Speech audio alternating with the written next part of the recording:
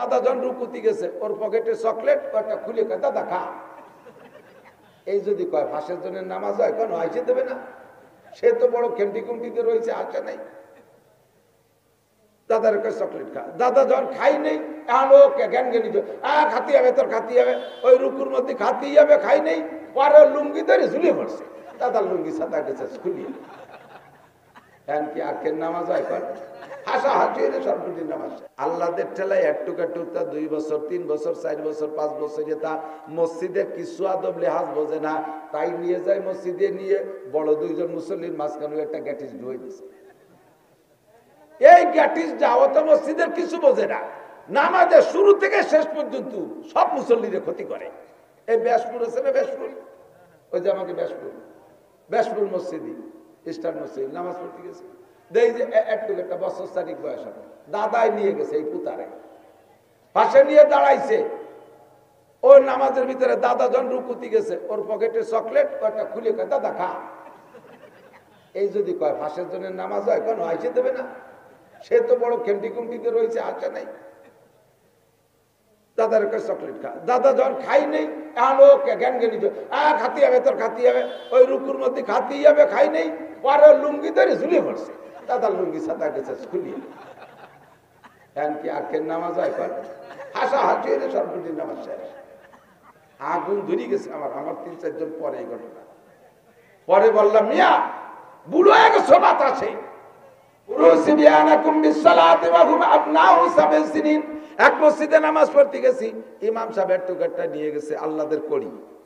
এই আল্লাহদের কড়ি নিয়ে মেম্বারের পর বসাইতে উনি নামাজে দাঁড়াইছে।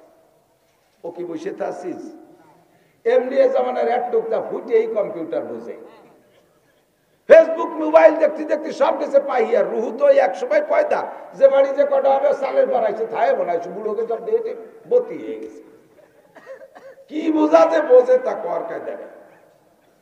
আরো হুজুর গেছে মেয়ে বেশি ভটভটি হয়, বসাই তুইছে 1 রেখাত 2 রেখাত অতি অতি ও সবকাই কাতারের মধ্যে দিয়ে তওয়াফ করে আইছে।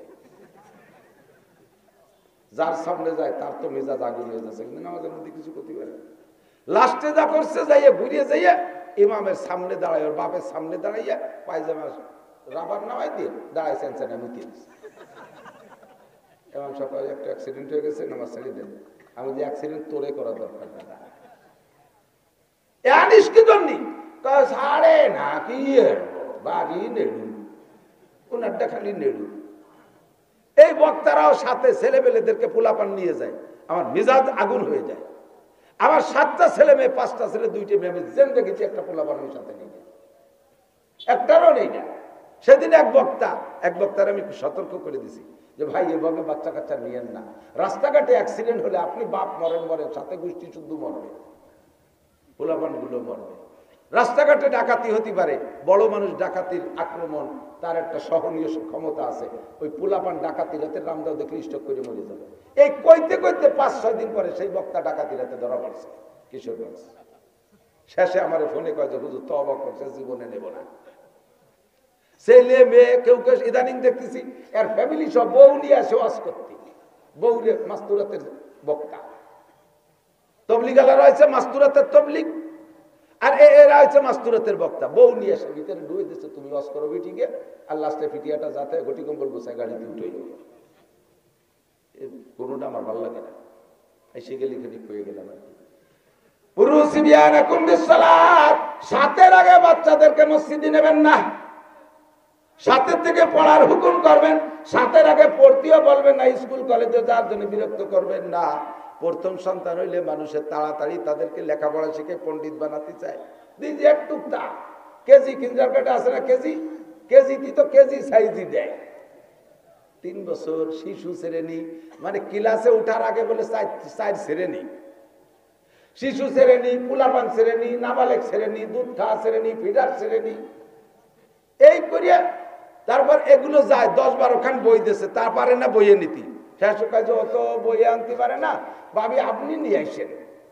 এই ভাবি দেহার একটা সম্মেলন করছে, প্রত্যেকটা কেজি স্কুলে একটা ভাবি সম্মেলন, বাচ্চা কাচ্চাদের ওর মধ্যে দিয়ে কয় মহিলা গাছতলা বসে বসে যত গিবাদ শিকার পচা দড়ি দরবার করতে তালে শাড়ি চুরির প্রতিযোগিতা, বোরকার প্রতিযোগিতা, অলংকারের প্রতিযোগিতা, প্রসাধনীর প্রতিযোগিতা, এগুলো হয়ে যাওয়ার পরে এরপরে সংসার ধরে আবার আপনার শাউরি কেমন, কতটা বুড়ো সুন্নি, শ্বশুর ওটা বুড়ো দাতাল, ওই শয়তানের জ্বালায় তো টিকতে পারলাম না,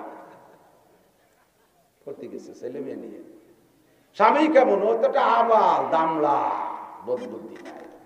দেওয়ার কেমন, ও তো একটা নুস্য, সবাই ইতিহাস পছন্দ।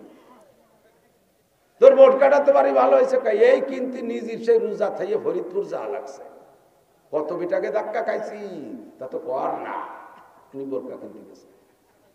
এই বোরকা, প্রসাধনী, অলংকার, এইগুলোর প্রতিযোগিতা আর পারিবারিক বিবাদ, আর এ নিয়ে এ করতে গেছে ওই কেজি স্কুল খুলিয়ে ছোট্ট ছোট্ট একটুকটা মারতে ধুমা মায়, এ অত বারিশ কেন, কয়েছে 4 বছর বয়স হয়ে গেলে এখনো ম্যাট্রিক পাস করলো না, কবে লেখাপড়া করবে, এখন ইংরেজিতে কথা বলতে পারে না।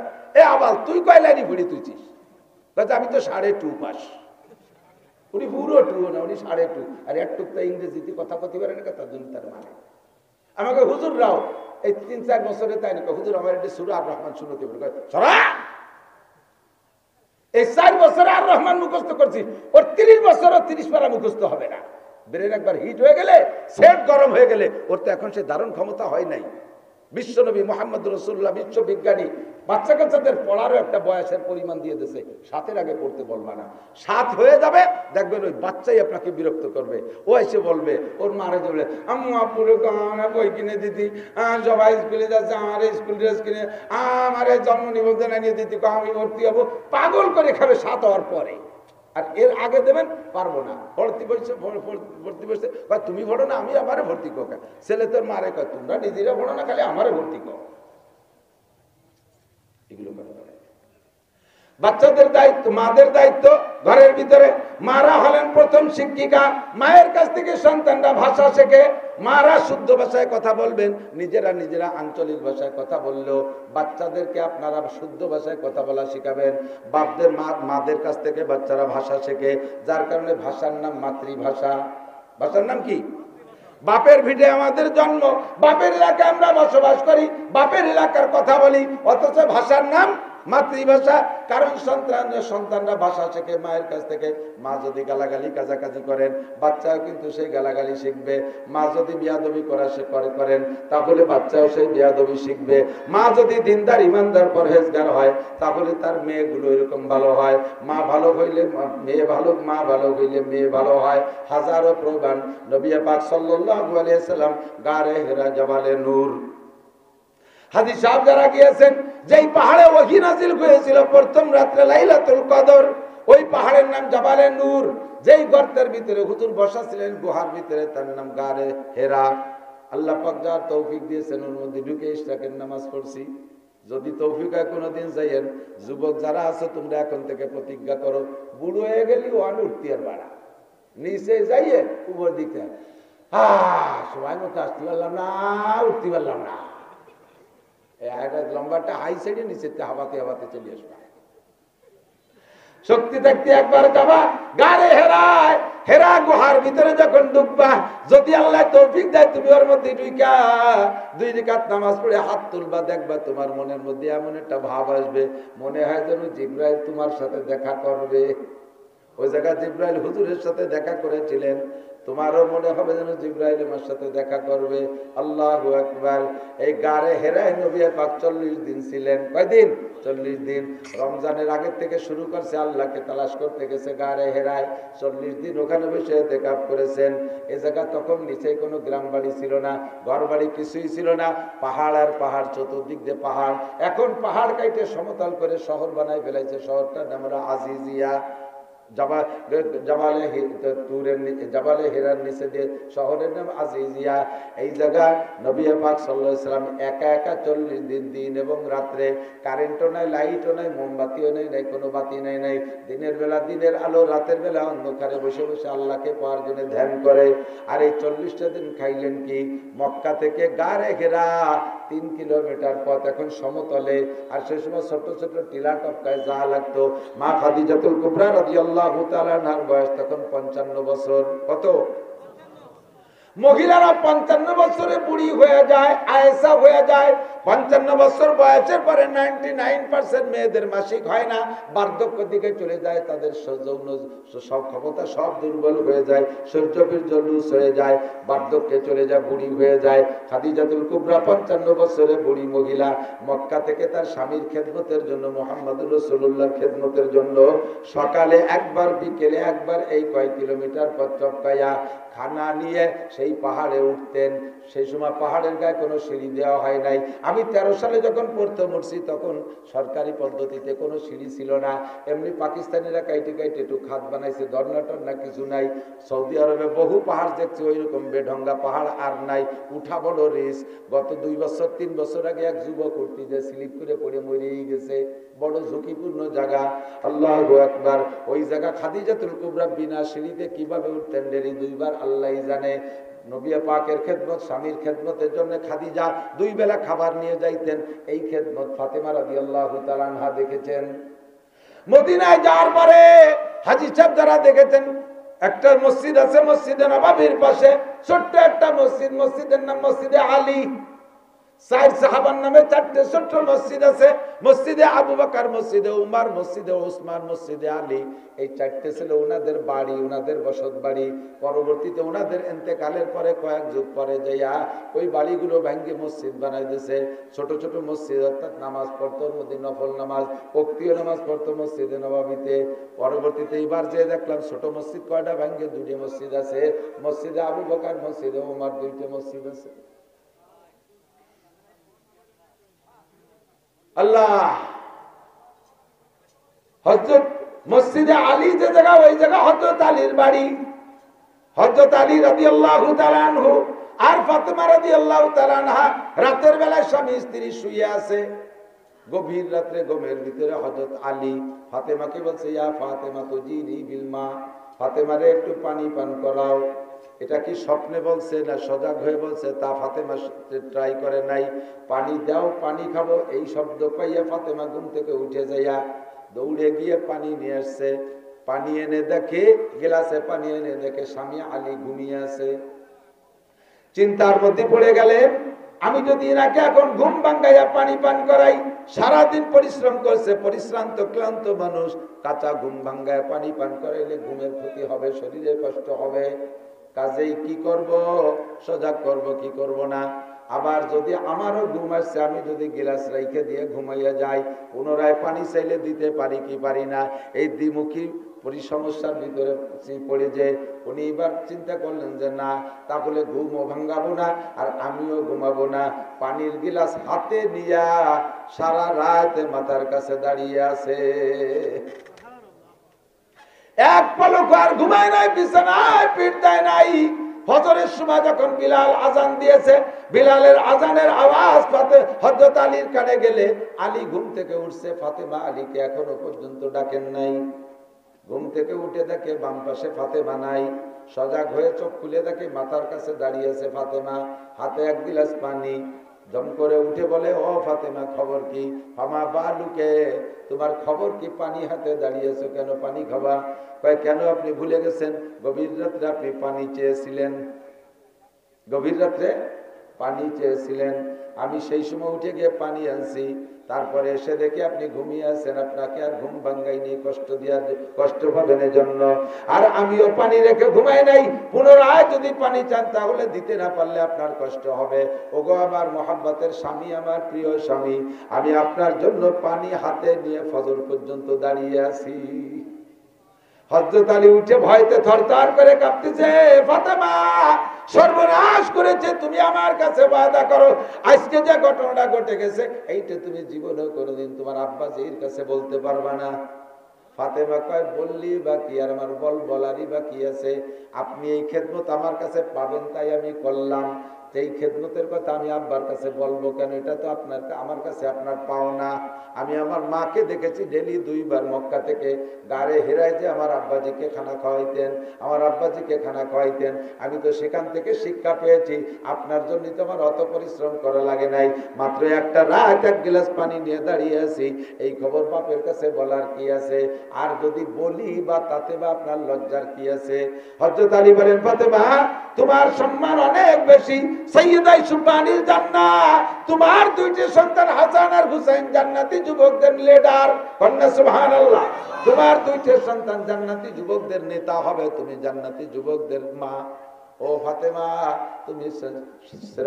তুমি খাতামুল আম্বিয়িন, খাতামুন নবিয়্যিন, মুহাম্মাদুর রাসূলুল্লাহ, আশরাফুল আম্বিয়া ওয়াল মুরসালিন মুহাম্মাদুর রাসূলুল্লাহ কলিজার টুকরা সন্তান। তোমারে আমি সারাটা রাত স্ত্রী হিসেবে এইভাবে কষ্ট দিয়েছি, এই কথা নবী শুনলে অন্তরে কষ্ট পাবে। তোমার মা নাই, তুমি এতিমা, এই কথা শুনলে নবী পাক কষ্ট পাবে।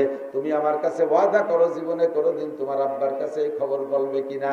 ফাতেমা কয়, বললে দোষ কি, তবুও যেহেতু আপনি ইতস্তত বোধ করছেন, আমি হাতে হাত রেখে ওয়াদা করি জীবনে কোনোদিন আব্বার কাছে বলবো না।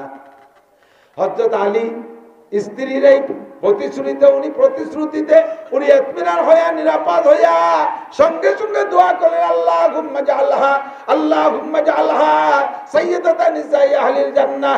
আল্লাহ তুমি আমার ফাতেমারে জান্নাতি নারীদের নেত্রী বানাই দিও। কন্যা আল্লাহুম্মা আমিন। হযরত আলী দোয়া করে মসজিদে চলে গেছে নামাজ পড়তে। ওদিকে যদিও ফাতেমা ওয়াদা করছে বলবে না, কিন্তু আলীর মধ্যে প্যালপিটেশন করতেছে, আলীর মধ্যে প্যালপিটেশন করতেছে। আল্লাহ, আরে ফাতেমা তো কবে না, কিন্তু যদি আল্লাহ কয়ে দেয় নবীরে, তালি কি এর বাণী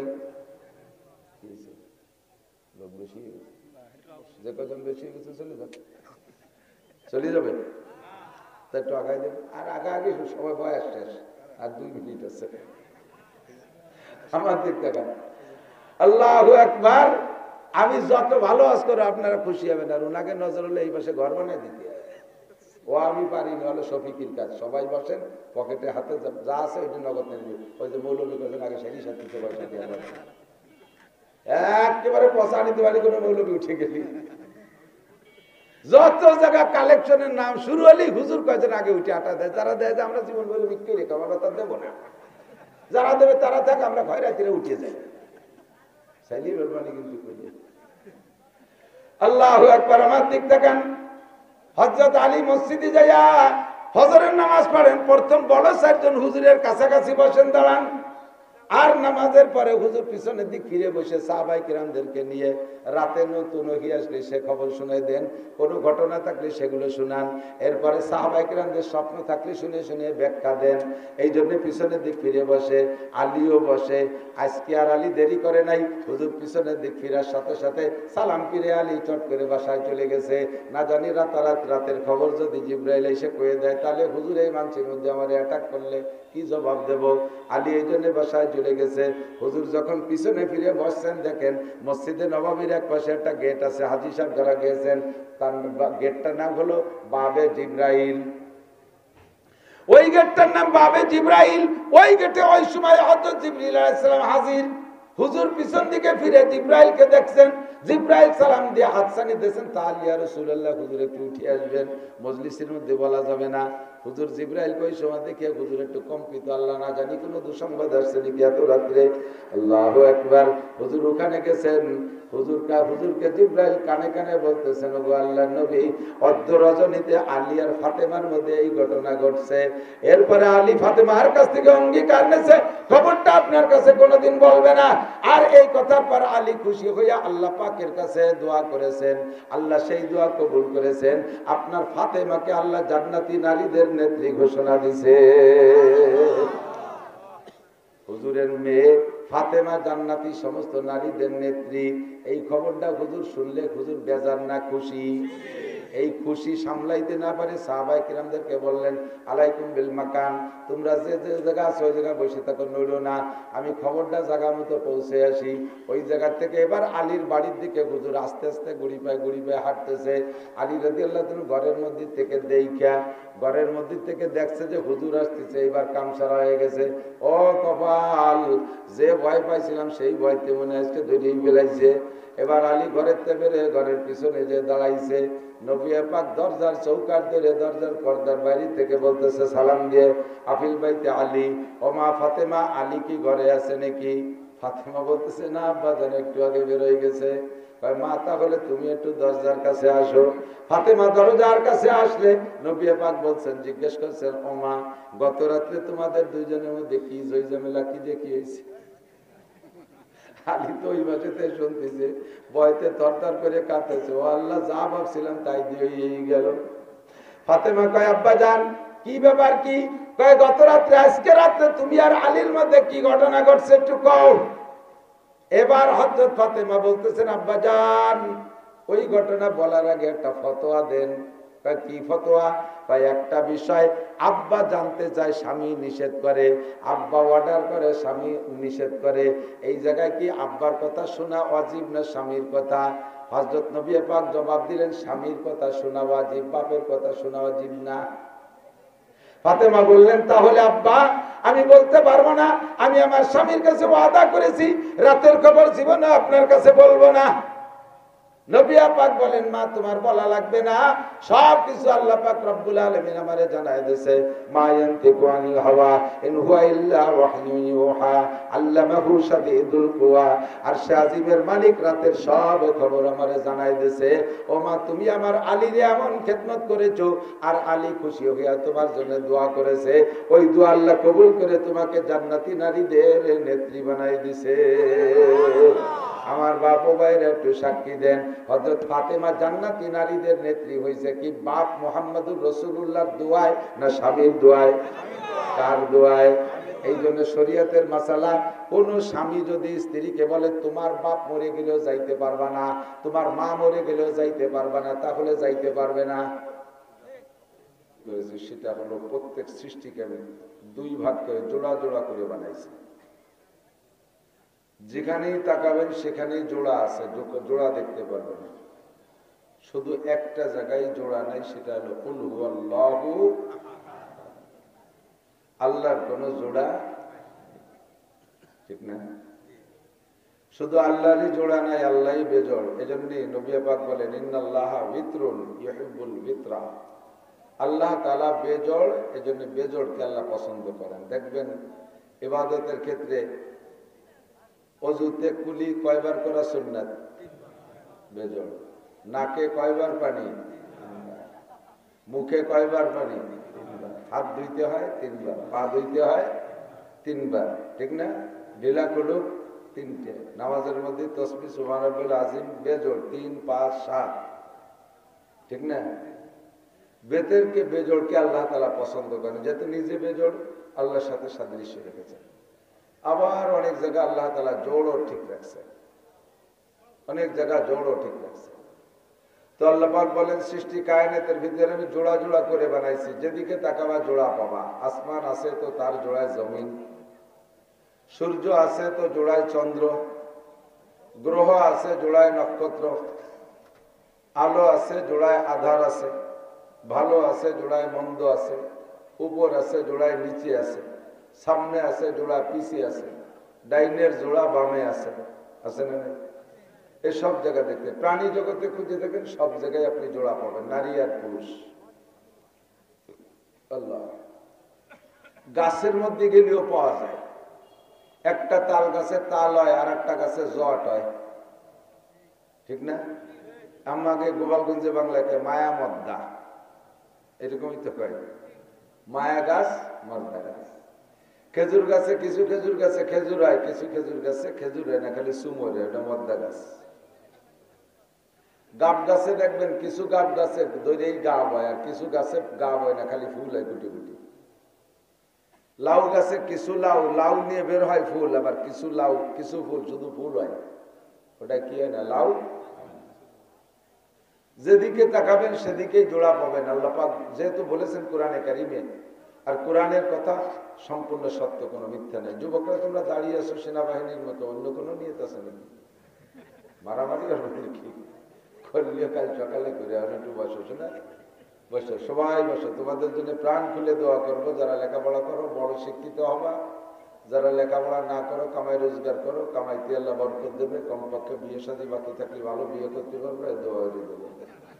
বসো বসো, একটা ভালো দোয়া মনে পড়ছে করে দেবা না, বসো। আর যদি না বসে কথা না শোনো তাহলে এমন বউ পাবা, বউর বাড়িতে পাবো বেটা বাড়ি টিকতে পারে, আর ভাঙ্গা দোয়া করে দেবো। তো কুল্লা শাইইন খালাকনা যাওজাইন, সব জায়গা জোড়া আছে। এরকম জোড়া বানাইলেন কেন? তাও আল্লাহ বলেন যে জোড়া বানাইছে এজন্য লাআল্লাকুম তাযাক্কারুন, যাতে তোমরা ওখান থেকে উপদেশ গ্রহণ করতে পারো। জোড়ার থেকে কি গ্রহণ করব? উপদেশ। কথা কি বোঝা যায়? সাউন্ড একটু কমাই দাও, বেশি হয়ে গেছে। লাআল্লাকুম তাযাক্কারুন, যাতে তোমরা জোড়া থেকে উপদেশ গ্রহণ করতে পারো। কি উপদেশ গ্রহণ করব? দেখেন, যেদিকে তাকাবেন সেখানে উপদেশ পাবেন। যত জোড়া বানাইছে সব জোড়ার দুইটা দিকে দুই রকম ডিউটি। সূর্য বানাইছে জোড়ায়, চাঁদ বানাইছে। সূর্য আলো দেয় দিনে না রাত্রে? কথা কেন বোঝে না? সূর্য রাত্রে না দিনে? চাঁদে আলো দেয় দিনে না রাত্রে? প্রত্যেকের ডিউটি আলাদা, যার যার টাইমে সে ডিউটি করে। সূর্য 450 কোটি বছর সূর্য আকাশে ডিউটি করতেছে দিনের বেলা। কোনোদিনও সূর্য কইল না যে আমি এখন রাত্রে উঠব। এই নিয়ে সে মিটিং মিছিল ধর্মঘট কিচ্ছু করে নাই, সংসদ ভবন অবরোধ করে নাই। আবার চাঁদও জীবন ভরে রাত্রে ওঠে। চেহারার দিক দিয়ে চাঁদের চেহারা তো কি বলা হয়, দৃষ্টান্তমূলক। কে চেহারাকে যদি প্রশংসা করতে কি দিয়ে কয়? চাঁদের মতো চেহারা। এত সুন্দর সুদর্শন একটা চাঁদ জীবন ভরে রাত্রে ওঠে, কেউ দেখে কেউ দেখে না, অধিকাংশ মানুষ ঘুমাই থাকে। এই বলে চাঁদের মন খারাপ, সেও কোনোদিন কল না যে আল্লাহ আমার এত চেহারা, এই নিয়ে রাতভর ঘুরে বেড়ায়, কেউ একটু মুখ তুলে দেয় না, চোখ উঠে দেয় না, আমি আর নেতে দিনই উঠবো। এ বলে সে আন্দোলন করে। ষাঁড়ের দায়িত্ব দিয়েছে যে তুমি এই ডিউটি পালন করবা। ষাঁড়ের একটা ডিউটি আছে না, সে জীবন ভরে তাই পালন করে। গাভীর ডিউটি তুমি গর্ভধারণ করবা, বাচ্চা দিবা, দুধ দিবা, সে তাই পালন করে। কোনোদিন গাইরা কলো না যে ষাঁড়ে যাওয়ারে আমরা তাই উঠবো। মোরগের ডিউটি আলাদা, মুরগির ডিউটি আলাদা। মুরগিতে 40টা ডিম পারবে, 20টা খেয়ে ফেলবেন, আর 20টা দিয়ে তারা এতে কাপে বসায় দেবেন। 21-22 দিন পরে 21টা 15-16টা হৃদায়তের বাচ্চা নিয়ে বের হয়ে যাবে। মুরগিতে কইল না যে এখন থেকে মোরগে যারে আমরা তাই করবো, মোরগরা সব এখন ডিমটা তাও দেবে। কইছে নি করে যারে যেখানে ডিউটি দিচ্ছে সে সেই জায়গায় ডিউটি পালন করে, ঠিক না? আর সকলের উপর দিয়ে আল্লাহ তাআলা কর্তৃত্ব দিয়েছে মানুষকে। বিশেষ করে আমাদের হাতের নাগালে যা আছে, গরুটা আমি পালি, মুরগিটা আমি পালি, মোরগটা আমি পুষি, ছাগলটা আমি পুষি, কুত্তাটা আমি পুষি, ওরে আমি খাওয়াই, আমি কিছু খেদমত করি, কাজেই ওর উপরে হস্তক্ষেপ করার ক্ষমতাও আল্লাহ আমাকে দিয়ে দিয়েছে। আপনি যে বলদ গরু দিয়ে হাল চাষ করেন, এখন তো হাল চাষ বলদ গরু 3 মেশিনই হয়ে গেছে। যে সময় হাল চাষ করতেন কিছু কিছু গরুর নাম ছিল বদনাম, জুমাইল গাড়ে দিলি শুয়ে পড়তো, মনে আছে নি মুরব্বীরা? ওর নাম গড়িয়ে গরু। ওর নাম কি? গড়িয়ে গরু। তো রাতভর তারা জম্মের খান খাইছেন, সকালবেলা 2 বালতি কুড়ু পানি সুলা ভুসি দিয়ে খাওয়াইয়ে নিয়ে আলে জুড়ে দিয়েছেন, উনি টানটা শুয়ে পড়ছে, চসবে না, বুঝতে পারবেন? তো এইরকম যদি এই গড়িয়ে গরুরে জম্মের খান খাওয়ানোর পরে সে যদি আলে যাই শুয়ে পড়ে, তাহলে তার সম্পর্কে আপনি একটা সিদ্ধান্ত নেবেন না? কি সিদ্ধান্ত? ভাই জবই দিয়ে খাবেন কোরবানির সময়, নয় 8 নিয়ে বেশি ফেলে দেবেন। তোরে আর ভুসি খাওয়াচ্ছি না, শয়তান। 1 মন খেড়ের দাম 1200 টাকা, খেড়ো মাটি বিক্রি হয়। তো গাইডারে দায়িত্ব দিচ্ছেন তুমি বাচ্চা দিবা আর দুধ দিবা। সে যদি বাচ্চাও না দেয়, দুধও না দেয়, তার ব্যাপারে আপনি সিদ্ধান্ত নেবেন। তারে আর কলই খাওয়াবেন না, ভুসি খাওয়াবেন না, ভালো খানা খাওয়াবেন না। হয়তো কুরবানির হাটে বেসবো, নাহলে এবারই কুরবানিতে জবাই দিয়ে খাবো। এই কর্তৃত্ব আপনার আছে না নাই? আছে। মোরগের দায়িত্ব দিচ্ছেন যে বাড়ি 20-22টা মুরগি আছে, সামনে আমাদের ডিমগুলো ফুটাইতে হবে, তুমি ডিউটি করবা। সে মোরগ খালি আজানি দেয়, কোনো এ মোরগের আর রাখবেন, ওটা জবাই দিয়ে খেয়ে বেলা দেবেন। মুরগির দায়িত্ব দিচ্ছেন, সে মুরগি ফ্যামিলি প্ল্যানিং এর সাথে যোগাযোগ করে ডিম ডাম পারে না, বাদ কন্ট্রোল করছে। কি এটা ঝামেলা? এই মুরগিরে আর পালবেন, খুদগুলো খাওয়াবেন, ওর ব্যাপারে আপনি সিদ্ধান্ত নেবেন, ঠিক না? আল্লাহ পাক কইলা আল্লাকুম তাযাক্কারুন, ওখান থেকে উপদেশ নিয়ে আসো, ওখান থেকে উপদেশ নিয়ে আসো। কুল্লা শাইইন খালাকনা যাওজাইন, কুল্লা শাইইন খালাকনা যাওজাইন, সব জায়গা জোড়া বানাইছি লাআল্লাকুম তাযাক্কারুন, যাতে তোমরা সেখান থেকে উপদেশ গ্রহণ করতে পারো। কি উপদেশ? কয় ওয়াখালাকনাকুম আজওয়াজা, সবাইরে যেমন জোড়া বানাইছি তোমাদেরকে জোড়া বানাইছি। সবার যার যার আলাদা আলাদা ডিউটি আছে, তোমাদেরও নারী পুরুষের ডিউটি আলাদা। সবাই মিলে এক ডিউটি করলে হবে না, সবাই মিলে এক কাতারে দাঁড়াইলে হবে না, সবাই সমান অধিকার চাইলে হবে না। যার যার জায়গায় সেই সেই থাকো। পুরুষের ডিউটি বাইরে, নারীদের ডিউটি ঘরে। পুরুষদেরকে আল্লাহ পাক বলেন আর রিজালু কাওয়ামুনা আলান নিসা, পুরুষদেরকে বডিগতভাবে শক্তিশালী বানাইছি। এদের হার্ট ভালো, এদের লাংস ভালো, এদের শক্তি ভালো, এদের বাহু শক্তিশালী, এরা বডিতে জোয়ান হয় বেশি। বাহিরের যত কাজ আছে পুরুষরা করবে, এরা বাইরে গেলে কোনো ঝুঁকি নাই, কোনো রিস্ক নাই, কোনো অ্যাক্সিডেন্টের ভয় নাই। ট্রাক চালাবে পুরুষ, বাস চালাবে পুরুষ, খেতে কাজ করবে পুরুষ, মাঠে কাজ করবে পুরুষ, সাগরে কাজ করবে পুরুষ, জঙ্গল কাটবে পুরুষ। বাহিরে যত কাজ আছে সব পুরুষে করবে। মেম্বার হবে পুরুষ, চেয়ারম্যান হবে পুরুষ, উপজেলায় যাবে পুরুষ, এমপি হবে পুরুষ, মন্ত্রী হবে পুরুষ, প্রাইম মিনিস্টার পুরুষ, প্রেসিডেন্ট হবে পুরুষ, জজ হবে পুরুষ, ডিসি হবে পুরুষ, আরে পুলিশ হবে পুরুষ, আর্মি হবে পুরুষ। সব বাইরের কাজগুলো পুরুষরা করবে। আর আমি ভাগ করে দিচ্ছি নারীদের কাজ কোন জায়গায়। ওয়াকারনা ফি বুয়ুতিকুন্না ওয়ালা তাবাররাজনা তাবাররুজাল জাহিলিয়াতিল উলা। মহিলা তুমি বড় নরম জাতি, তুমি বড় আদরের জাতি, তুমি বড় মায়ার জাতি, তোমাকে নিয়ে ঝুঁকি আছে, তোমাকে নিয়ে রিস্ক আছে। তুমি থাকবা ঘরের ভিতরে, তোমার ডিউটি ঘরের ভিতরে, তুমি ওখানে থাকো। দেখো মুরগি তার দায়িত্ব যথাস্থানে পালন করে, গাভীটা তার দায়িত্ব যথাস্থানে পালন করে, একজনে আর একজনের জায়গায় যাইতে চায় না। নারীরা থাকবা ঘরের ভিতরে, তোমাদের ডিউটি হলো প্রত্যেক 3 বছর পর পর, 3, 4, 5 বছর পর পর একটা নেক সন্তান দিবা। শামসুল হক ফরিদপুরি দিবা, বাহিদদের আব্দুল আজিজ সাহেব দিবা, আরে আশরাফ আলী আকরাম আলী জন্ম দিবা, আব্দুল গফফার দিবা, শেখ মুজিবুর রহমান দিবা, জিয়াউর রহমান দিবা, এরশাদ সাহেব দিবা। দামি দামি নেক সন্তান তুমি প্রোটেকশন দিবা। তোমার দায়িত্ব এইটা। তোমার গাভীটা যদি বাচ্চা না দেয়, দুধ না দেয়, তুমি যেমন তার বিপক্ষে অ্যাকশনে যাও, ও মহিলা তুমিও যদি তোমার দায়িত্ব পালন না করো, আমি আল্লাহ পাক রব্বুল আলামিন তোমার উপরে কর্তৃত্ব খাটাবো। আমিও তোমার এগেনস্টে আমি অ্যাকশনে চলে যাব। তোমাকে আমি তোমার সম্মান থেকে নিচে নামাইয়া দেব। তোমার কাজ তুমি করবা। আমি সৃষ্টিগতভাবে একই ম্যাটেরিয়াল দিয়ে নারী আর পুরুষকে সবাইরে বানাইছি। আবওয়াতিশ কাকু বাদু বান্দান বামানো তো মুর্দাবা হক জিন্দান। পুরুষকে বানাইতে 4টে জিনিস ব্যবহার করেছে, আগুন, পানি, মাটি, বাতাস। নারীদেরকে বানাইতে 4টে জিনিস দিয়ে বানাইছে। কতক্ষণ আল্লাহ পাক রব্বুল আলামিন বলেন, ইয়াহাবু লিমান ইয়াশাউ ইনাসা ওয়া ইয়াহাবু লিমান ইয়াশাউ যুকুর আও ইউযাববিজুহুম যুকরানা ওয়া ইনাসা ওয়া ইয়াজআলু মান ইয়াশাউ আকীমা। আল্লাহ পাক মানুষের পেটে সন্তান দেয় মানুষের মাধ্যমে। কেউরে ছেলে দেয়, কেউরে মেয়ে দেয়, কেউরে ছেলে দেয়, মেয়ে দেয়, যমজ দেয়, আবার কেউরে আল্লাহ নিঃসন্তানী বাজা বানায় রাখে। একই গর্ভে 2টা বাচ্চা যমজ সন্তান জন্ম নিয়েছে, একটা ছেলে একটা মেয়ে। এরকম হয় না? 2টা ছেলেও হয়, 2টা মেয়েও হয়, আবার একটা ছেলে একটা মেয়েও হয়। একই মায়ের গর্ভে 2টা সন্তান জন্ম নিয়েছে, একই জিনিসের দ্বারা তাদের উভয়ের শরীর তৈরি হয়েছে। জন্মের ভিতরে, সৃষ্টির ভিতরে আল্লাহ পাক 2 জনের মধ্যে 4টে ম্যাটেরিয়াল ব্যবহার করেছেন, আগুন, পানি, মাটি, বাতাস। কিন্তু দেখবেন জন্মের পরে আস্তে আস্তে ধীরে ধীরে বড় হয়, আর 2 জনের মন মেজাজ আলাদা হয়ে যায়, 2 জনের স্টার্টিং 2 দিক চলে যায়। 3, 4, 5 বছর যখন বয়স হয় তখন তারা খেলাধুলা শেখে। ছেলেরা একরকম খেলনা চায়, মেয়েরা আর এক রকম খেলনা চায়। ছেলেরা একরকম পোশাক চায়, মেয়েরা আলাদা রকম পোশাক চায়। ছেলেরা একরকম প্রসাধনী চায়, মেয়েরা আলাদা রকম প্রসাধনী চায়। ছেলেরা বলে আব্বা সাইকেল কিনে দাও, আব্বা ক্রিকেট কিনে দাও, আল্লাহ আব্বা র্যাকেট কিনে দাও, বইটা কিনে দাও, কুটো কিনে দাও, বল কিনে দাও। তাদের স্টার্টিং ডান দিক চলে যায়। মেয়েরা কয় মা হাড়ি পাতিল কিনে দাও, পাটা পুতো কিনে দাও, ছুরি ফিতে কিনে দাও, পুতুল কিনে দাও। ওদের মন বাম দিক চলে যায়।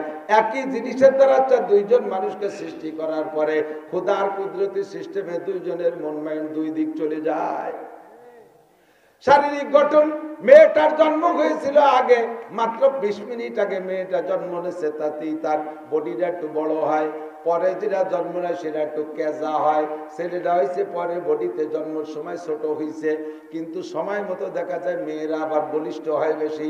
14-15 বছর বয়সে ধম করে মেয়েটা বেটি হয়ে গেছে, তারে বিয়ের যোগ্য। এই 14-15 বছর পর্যন্ত ছেলেটা কেমন জেংটি হয়ে পড়ে রয়েছে, উজোয় না ভাই, চইও না, টাইটে রয়েছে। 16-18 বছর অতিক্রম করার সময় একটা জাকি মারে 6 ফুট। মেয়েটা যত তাড়াতাড়ি বাড়ুক আর বলুক, ও 5 ফুট 2 ইঞ্চিতে থাইমা গেছে।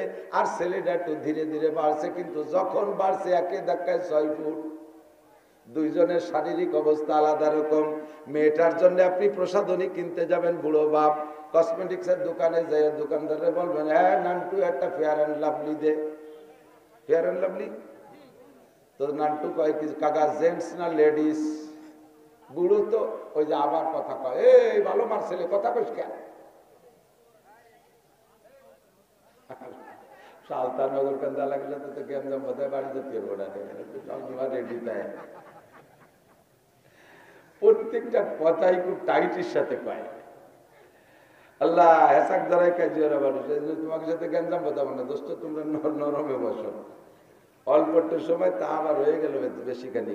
এদিক কি বলছি, ফেয়ার অ্যান্ড লাভলি দেন দাও। যুবক দোকানদার চাচারা জিজ্ঞেস করছে, চাচা জেন্টস না লেডিস?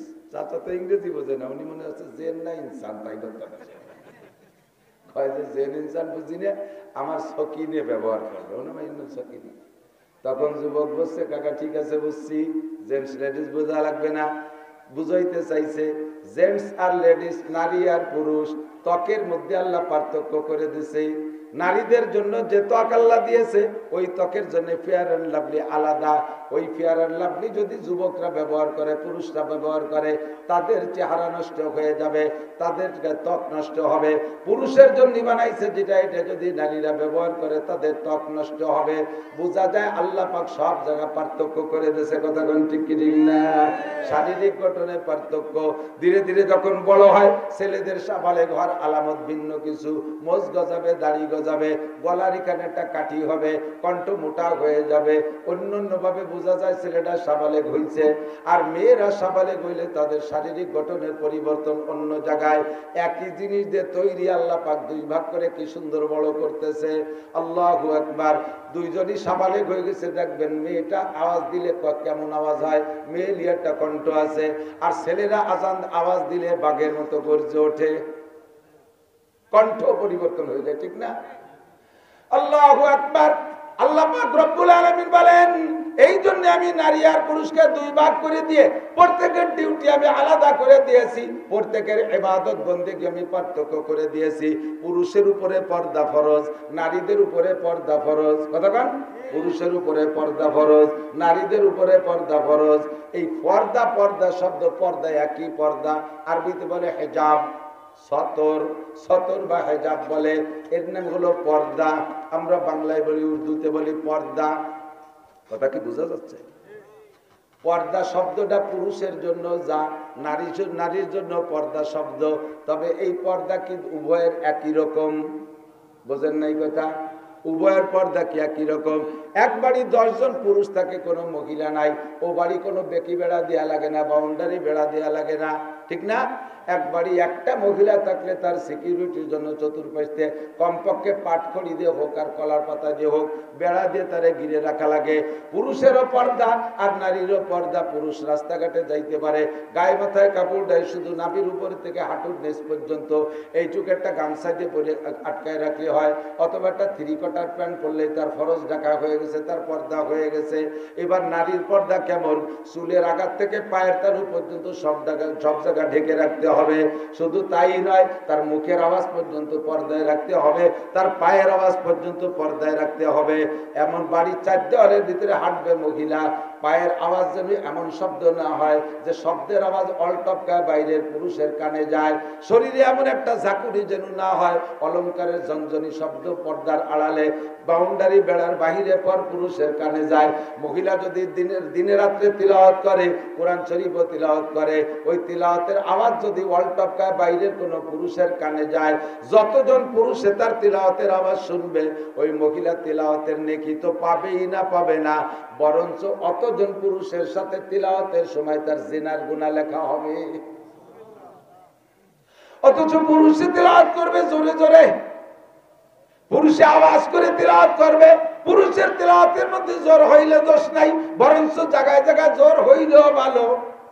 আর মহিলার আওয়াজ জোরে হইলে তিলাওয়াতের মধ্যে গুনাহ হবে। পুরুষে মুনাজাত করবে, কান্নাকাটি করবে, চিল্লাই চিল্লাই কাঁদতে পারে, কিন্তু মহিলা যদি ঘরের মধ্যে মুনাজাত করে চিল্লাই চিল্লাইয়া, তার ওই মুনাজাতের আওয়াজ যদি বাইরে রাস্তাতে পর পুরুষরা শুনে, যতজন পুরুষে শুনবে মুনাজাত তো তার আসমানে যাবেই না, অতজন পুরুষের সাথে তার জিনার গুনাহ লেখা হবে। লাআল্লাকুম তাযাক্কারুন, হে মহিলা, সব জোড়ার থেকে তুমি শিক্ষা গ্রহণ করো। তোমাদের ইবাদত তোমরা বুঝে নাও, পুরুষের ইবাদত পুরুষে বুঝে নাও। পুরুষে যত ওপেন জায়গা, খোলা জায়গায় ইবাদত করবে, তার তত নেকি বেশি হবে। আমরা ঈদের নামাজ পড়ি খোলা জায়গায়, কতক্ষণ বিশ্ব ইজতেমায় 1 কোটি মানুষ খোলা জায়গায় নামাজ পড়ি, চরমুনার ময়দানে 1/2 কোটি মানুষ খোলা জায়গায় নামাজ পড়ি, প্রত্যেকটা মাহফিলি যাই খোলা জায়গায় নামাজ পড়ি, জুমার নামাজ ওপেনে পড়ি, ঈদের নামাজ ওপেনে পড়ি, জানাজার নামাজ ওপেনে পড়ি, ইবাদত বন্দেগী খোলামেলা করি, জিকির ফিকির জোরে জোরে জোরে করি। ও দোস্ত, আমরা পুরুষের ইবাদত একরকম, আর নারীদের ইবাদত আল্লাহ পাক আলাদা রকম রেখেছে। পুরুষের নামাজ একরকম, নারীদের নামাজ আর একরকম। পুরুষরা জামাতে নামাজ পড়বে, নারীরা জামাতে নামাজ পড়বে না। পুরুষে ইমামতি করতে পারবে, নারী যত বড় আলেমা আর শিক্ষিতা হোক না কেন, কোনো দিনও মহিলারা ইমামতি করতে পারবে না। ফরজ নামাজের ইমামতিও করতে পারবে না, সুন্নাত নামাজের ইমামতিও করতে পারবে না, নফল নামাজের ইমামতিও করতে পারবে না। মহিলারা কোনো জায়গায় ইমামতি করতে পারবে না, ঈদের নামাজের ইমামতি করতে পারবে না, মহিলারা জামাতে নামাজই পড়বে না, মহিলারা মসজিদেও যাইতে পারবে না। কেন যাইতে পারবে না? সমস্যা আছে। মহিলারা যদি মসজিদে যাওয়ার অনুমতি পায়, এর নাম বাংলাদেশ। অনেকে হজ করে আইসে দিয়েছে, হ্যাঁ মক্কা দেখলাম, মদিনায় দেখলাম, সৌদি আরব দেখলাম, আমাকে বাঙালি হুজুররা খালি মশলা বানায়। সৌদি আর বাংলাদেশ এক হবে না কোনোদিন। আরাফাতের ময়দানে হজের দিন 9 তারিখ মাগরিবের আযানের পরে আরাফাত থেকে মুজদালিফার দিকে রওনা দিতে হয়। হাজার হাজার হাজিরা গাড়িতে যায়, ট্রেনে যায়, বিভিন্ন মাধ্যমে যায়। আবার লক্ষ লক্ষ হাজিরা পায়ে হেঁটে এই 11 কিলোমিটার যায়। আমি একবার পায়ে হেঁটে গেছি 13 সালে। 1 কোটি খানিক মানুষ, 300-350 মিটার চওড়া রাস্তা। এই একসাথে মানুষগুলো রওনা দেয়, হাঁটা লাগে না। শুরুতে 2-3 মাইল হাঁটা লাগে না, খালি পড়িয়ে না যান, পড়ে গেলি আর অজহরে হয়ে যাবে। টাইনে টুরে দাঁড়ায় থাকবেন, অন্যাসে স্রোতের গতিতে সরতে থাকবেন, আপনার হাঁটা লাগবে না। নিঃশ্বাস নিয়ে ছাড়বেন, এত চাপা চাপ দম ছাড়তে জানবার হয়েছে। উপর দিয়ে হেলিকপ্টারে করে পানি ছাড়ে, আবার পাইপের মাথায় এরকম 5টা করে সিক দিয়ে আছে, তার মাথায় যে পাইপ দিয়ে পানি ছাড়ে, শিশিরের মতো ঠান্ডা পানি। তারপরও মানুষ গাইমে যায়। নারী আর পুরুষ একসাথে গায়ে গায়ে ধাক্কা ধাক্কি ঠাসাঠাসি করতে করতে যায় রাতের বেলা। 11 কিলোমিটার পথ যাওয়া লাগবে মুজদালিফা। রাতের অন্ধকারে, রাতের বেলা এই 11 কিলোমিটার পথ মানুষে যাইতেছে। পাকিস্তানি, মিশরি, ইরানি সুন্দরী সুন্দরী যুবতী মহিলারা পুরুষের সাথে এমন করে ঠেলাঠেলি ঠাসাঠাসি করতে করতে হাঁটে। অথচ একজন পুরুষের মনের ভিতরেই, একজন পুরুষের মনের মধ্যে ওই সংক্রান্ত কোনো কুচিন্তা আসে না। একটা মহিলার অন্তরের মধ্যে এমন কুধারণা আসে না। ওই জায়গাটা এমন হাঁটাহাঁটির ভিতর দিয়ে শুধু হাসরের মাঠের কথা মনে পড়ে। ও আল্লাহ, মাত্র এই কয়জন মানুষ আছে, তাই ময়দানের এই অবস্থা। আর আদম থেকে কিয়ামত পর্যন্ত মানুষ দুনিয়ায় একটা ময়দানে জমা হবে, হাসরের মাঠ। ওই দিন কেমন অবস্থা হবে এই কল্পনাটা ভিতরে থাকে। আর জোরে জোরে তালবিয়া পড়তে থাকে, লাব্বাইক আল্লাহুম্মা লাব্বাইক লাব্বাইক লা শারীকা লাক লাব্বাইক ইন্নাল হামদা ওয়ান নি'মাতা লাকা ওয়াল মুলক লা শারীকা লাক। এই তালবিয়া পড়তে পড়তে যায়। কতদূর হাঁটতে হাঁটতে মেয়েরা ক্লান্ত হয়ে গেলে পাহাড়ের গায়ে তারা বসে থাকে, শুয়ে থাকে, কিছুক্ষণ রেস্ট নিয়ে আবার যায়। রাতের বেলা দেখা যায় দেশে তো বিদ্যুতের অভাব নাই, সব জায়গায় লাইট আর লাইট। দেখা যায় পাহাড়ের গায়ের নিচে উপর পর্যন্ত মেয়েরা মৌমাছির মতো পড়ে রয়েছে, পাশে ছেলেরাও শুয়ে রয়েছে। আল্লাহর কসম, সেই থেকে নিয়ে যেদিন থেকে দুনিয়ায় হজের কার্যক্রম শুরু হয়েছে, আজকে পর্যন্ত একটা দুর্ঘটনা, অ্যাক্সিডেন্টের খবর শোনা যায় নাই। এবার কথা কয় কারা? বাড়ি জরুরি কথা হলে মাইকে কেউ সবাই শুনি, আর না হলে কইও না। আল্লাহু আকবার। আমার দিক তাকান। আর বাংলাদেশে আপনারও জানা আছে, আমারও জানা আছে, আমি তো সারা বাংলাদেশ ঘুরি।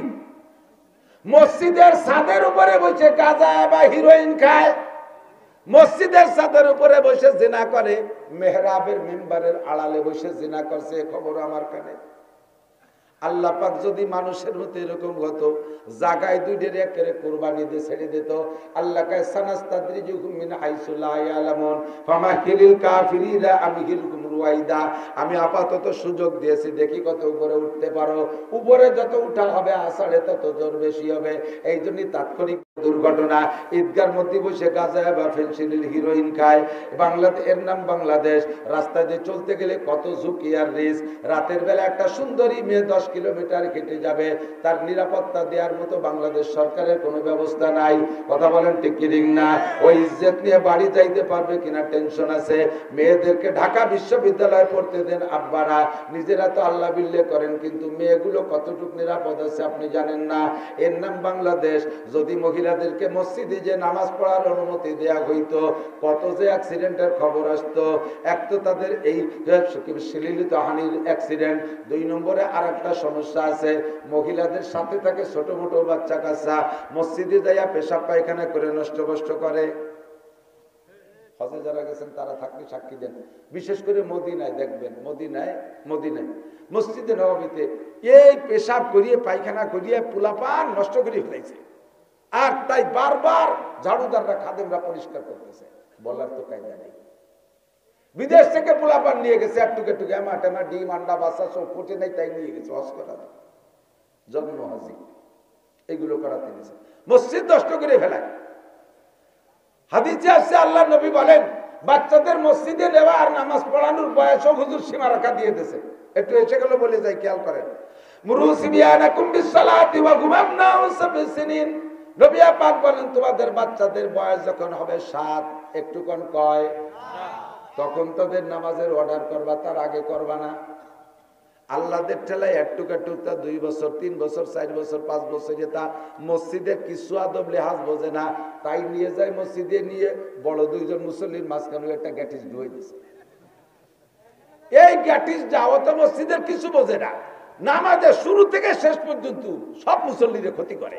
এই ব্যাসপুর আছে না, ব্যাসপুর, ওই যে আমাকে ব্যাসপুর মসজিদই ইস্টার্ন মসজিদ নামাজ পড়তে গেছে, দেখি যে একটু একটা বছর 4 বয়স হবে, দাদাই নিয়ে গেছে এই পুতারে, পাশে নিয়ে দাঁড়াইছে। ওর নামাজের ভিতরে দাদা জন রুকুতি গেছে, ওর পকেটে চকলেট একটা খুলে কয়, দাদা খা।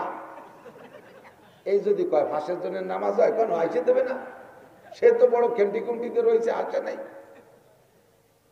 দাদার কাছে চকলেট খা, দাদা যখন খাই নেই, জ্ঞান জ্ঞানী খাতি হবে, তোর খাতি হবে, ওই রুকুর মধ্যে খাতি যাবে, খাই নেই, পরে লুঙ্গি ধরে ঝুলিয়ে পড়ছে, দাদার লুঙ্গি সাদা গেছে খুলিয়ে। এখন কি আখের নামাজ হয়? হাসা হাসি হলে সর্বদিন নামাজ শেষ। আগুন ধরে গেছে আমার 3-4 জন পরে এই ঘটনা।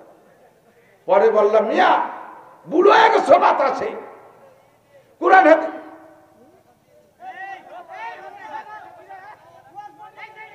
এত মোটর সাইকেলের ফটফটে আবার দাঁড়ায় কথা করে, একটু বোধ থাকা দরকার।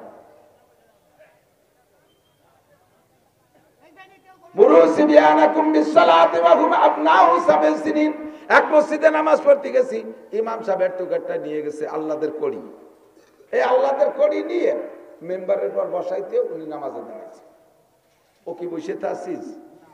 এমনি জামানার এক টুকটা ফুটে এই কম্পিউটার বোঝে, ফেসবুক মোবাইল দেখতে দেখতে সব কিছু পাইয়া। রুহু তো এক সময় পয়দা, যে বাড়ি যে কটা হবে সালের বানাইছে, থায়ে বানাইছে, বুড়োকে সব দেখে বতি হয়ে গেছে।